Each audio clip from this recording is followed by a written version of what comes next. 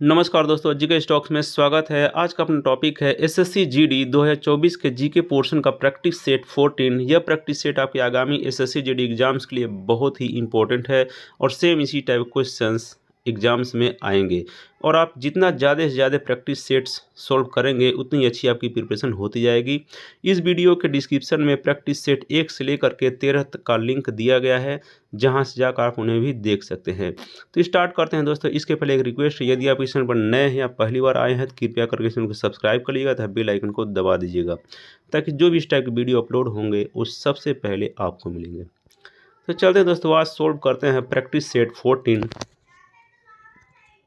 आज का पहला प्रश्न है, किसी पिंड का सीमांत वेग निर्भर नहीं करता है। इसका आंसर है तरल की ऊंचाई पर किसी पिंड का सीमांत वेग निर्भर नहीं करता है।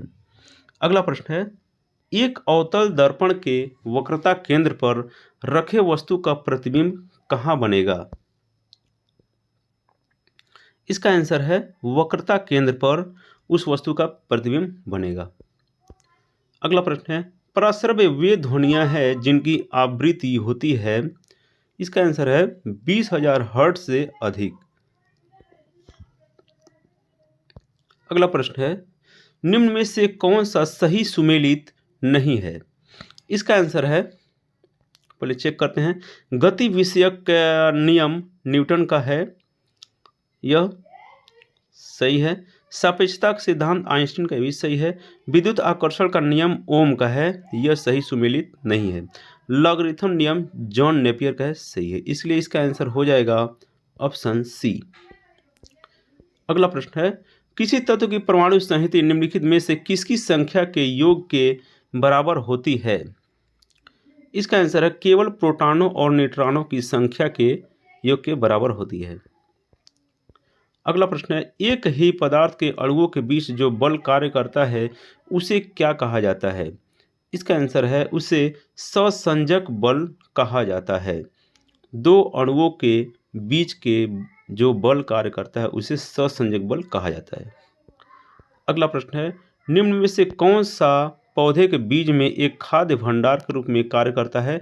इसका आंसर है बीज पत्र एक खाद्य भंडार के रूप में कार्य करता है। अगला प्रश्न है, निम्न में से कौन सा देश अंतर्राष्ट्रीय मुद्रा कोष का 190वां सदस्य देश बना है।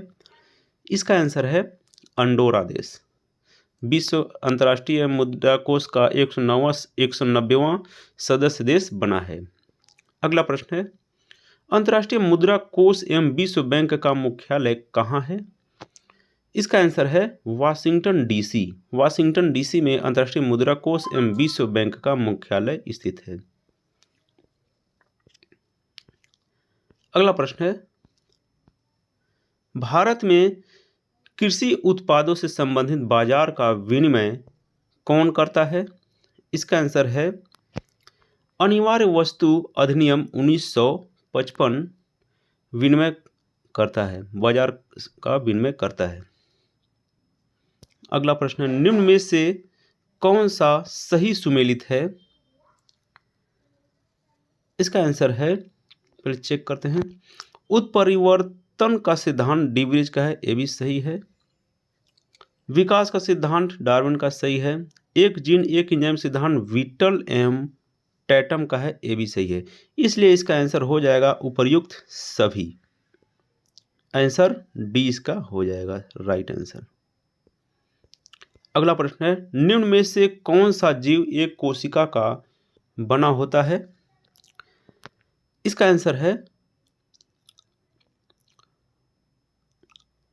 अमीबा, पैरामीशियम और जीवाणु। इसलिए इसका आंसर हो जाएगा उपरोक्त सभी जीव एक कोशिका का बना होता है। अगला प्रश्न है, निम्न में से कौन सा रोग संक्रामक रोग के अंतर्गत आता है। इसका आंसर है क्षय रोग। टीबी रोग संक्रामक रोग के अंतर्गत में आता है। अगला प्रश्न है, टर्नर सिंड्रोम में गुणसूत्रों की संख्या कितनी होती है। इसका आंसर है 45 होती है गुणसूत्रों की संख्या टर्नर सिंड्रोम में।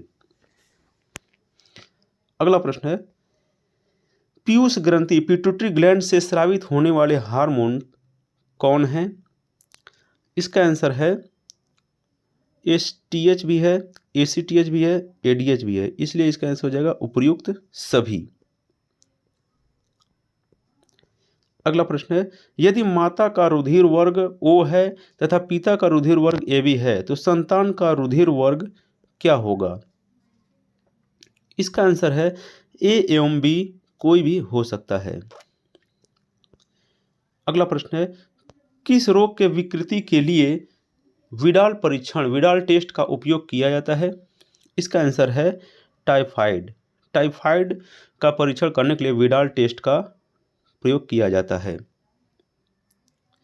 अगला प्रश्न है, पक्षी और चमगादड़ अच्छा उड़ते हैं फिर भी चमगादड़ पक्षी से भिन्न है, क्यों? इसका आंसर है मध्यपट डायफ्राम के कारण चमगादड़ पक्षी से भिन्न है।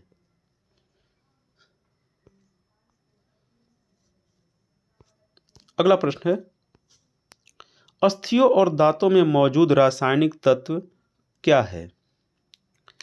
इसका आंसर है कैल्शियम फॉस्फेट अस्थियों और दांतों में मौजूद रासायनिक तत्व है। अगला प्रश्न है, निम्नलिखित में से कौन सा समन्यूट्रॉनिक समूह है? इसका आंसर है 6 कार्बन 14 7 नाइट्रोजन 15 8 ऑक्सीजन 16।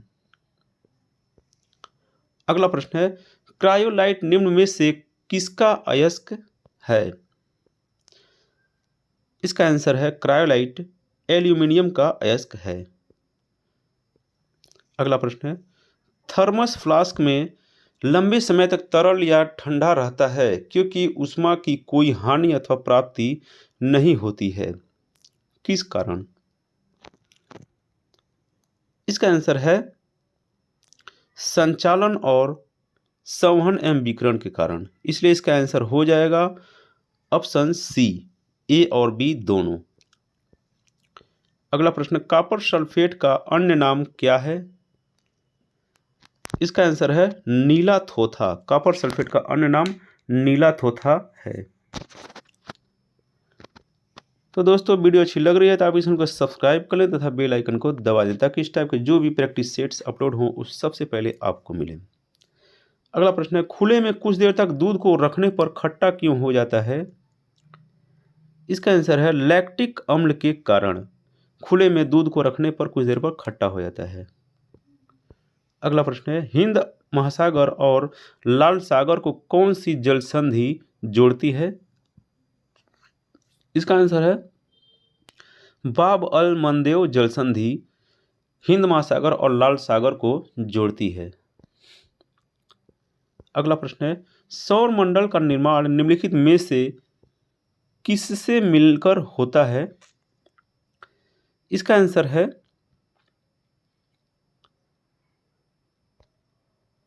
ग्रह, उपग्रह, सूर्य और उल्कापिंड, इसलिए इसका आंसर हो जाएगा उपर्युक्त सभी। इन सभी से मिलकर के सौर मंडल का निर्माण हुआ है। अगला प्रश्न है, सौर मंडल के ग्रह जो सूर्य का चक्कर लगाते हैं उनके रास्ते किस आकार में फैले होते हैं? इसका आंसर है दीर्घवृत्ताकार। अगला प्रश्न है, निम्नलिखित में से कौन सी नदी कृष्णा नदी की सहायक नदी नहीं है?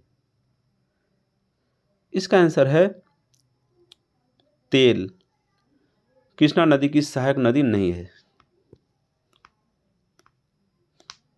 अगला प्रश्न है, निम्नलिखित में से किस प्रकार का वन भारत में सर्वाधिक बृहद क्षेत्र में पाया जाता है? इसका आंसर है उष्णकटिबंधीय आर्द्र पर्णपाती वन भारत में सर्वाधिक बृहद क्षेत्र में पाया जाता है। अगला प्रश्न है, अपनी राष्ट्रवादी प्रतिक्रिया में भारतीय संविधान के निर्माताओं ने अल्पसंख्यकों के हितों तथा भावनाओं के महत्व को कम करके आंका है, यह कथन निम्न में से किसका है? इसका आंसर है आइवर जेनिंग्स का यह कथन है। अगला प्रश्न है, भारतीय संविधान की 6ठी अनुसूची के प्रावधान निम्नलिखित में से किस राज्य में लागू होते हैं? इसका आंसर है त्रिपुरा। अगला प्रश्न है, निम्नलिखित में से कौन सा सही सुमेलित नहीं है? इसका चेक करते हैं। बंदी प्रत्यक्षीकरण to have the body of, यह सही सुमेलित है। परमादेश वी कमांड, ये भी सही है। प्रतिषेध टू वी सर्टिफाइड, यह गलत है। अधिकार परीक्षा वाई व्हाट अथॉरिटी, ये भी सही है। इसलिए इसका आंसर हो जाएगा ऑप्शन सी। अगला प्रश्न है, भारत का प्रथम परमाणु रिएक्टर का नाम क्या है? इसका आंसर है अप्सरा। भारत के प्रथम परमाणु रिएक्टर का नाम अप्सरा है। अगला प्रश्न है, निम्नलिखित में से किस देश का राष्ट्रीय चिन्ह वाटर लिली है? इसका आंसर है बांग्लादेश का राष्ट्रीय चिन्ह वाटर लिली है। अगला प्रश्न है, नेपाल के संसद को किस नाम से जाना जाता है? इसका आंसर है राष्ट्रीय पंचायत के नाम से जाना जाता है नेपाल के संसद को। अगला प्रश्न है, ईपीए का फुल फॉर्म या पूर्ण रूप क्या है? इसका आंसर है ईपीए का फुल फॉर्म है एनवायरमेंटल प्रोटेक्शन एजेंसी।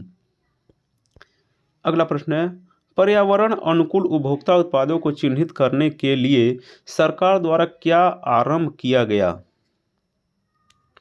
इसका आंसर है इको मार्क आरंभ किया गया। अगला प्रश्न है, एक साधारण समुद्री आहार श्रृंखला का सही क्रम क्या है? इसका आंसर है डायटम क्रस्टेशियाई हेरिंग, सही उपक्रम है समुद्री आहार श्रृंखला का।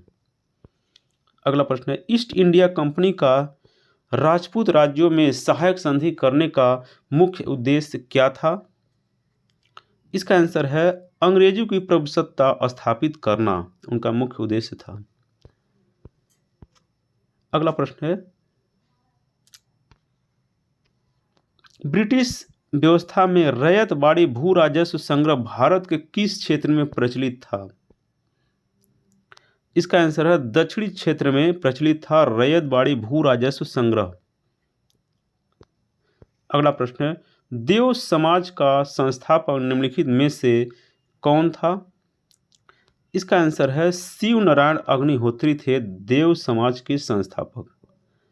अगला प्रश्न है, भारतीय राष्ट्रीय कांग्रेस को किसने भीख मांगने वाली संस्था कहा था? इसका आंसर बाल गंगाधर तिलक भारतीय राष्ट्रीय कांग्रेस को भीख मांगने वाली संस्था कहा था। अगला प्रश्न है, किस मुगल बादशाह के विरुद्ध जौनपुर में फतवा जारी हुआ था? इसका आंसर है अकबर। अकबर के विरुद्ध जौनपुर में फतवा जारी हुआ था। अगला प्रश्न है, नचिकेता आख्यान का उल्लेख किसमें मिलता है? इसका आंसर है कठोपनिषद में मिलता है नचिकेता आख्यान का उल्लेख। अगला प्रश्न है, निम्नलिखित में से कौन सा तत्व धातु और अधातु दोनों का गुण धर्म प्रदर्शित नहीं करते? इसका आंसर है आयोडीन। अगला प्रश्न है, यदि कोई वस्तु वृत्ताकार पथ में घुमाई जाती है तो उस पर किया गया कार्य क्या होगा? इसका आंसर है शून्य होगा उसका कार्य। अगला प्रश्न है, निम्नलिखित में से किसकी इकाई ऊर्जा की इकाई के समान होती है?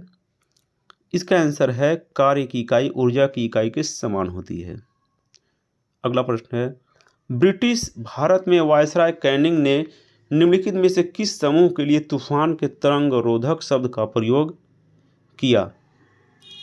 इसका आंसर है भारतीय रजवाड़ों के लिए। वायसराय कैनिंग ने तूफान में तरंग रोधक शब्द का प्रयोग किया था भारतीय रजवाड़ों के लिए। तो ये था दोस्तों आज का अपना प्रैक्टिस सेट 14 के कुछ most important and selected questions. तो ऐसे ही सिलेक्टेड क्वेश्चंस और ऐसे प्रैक्टिस सेट्स पाते रहने के लिए आप इस चैनल को सब्सक्राइब कर लीजिए तथा इस वीडियो को लाइक करिए। तो thanks for watching friends, like share and subscribe my channel GK stocks. जय हिंद।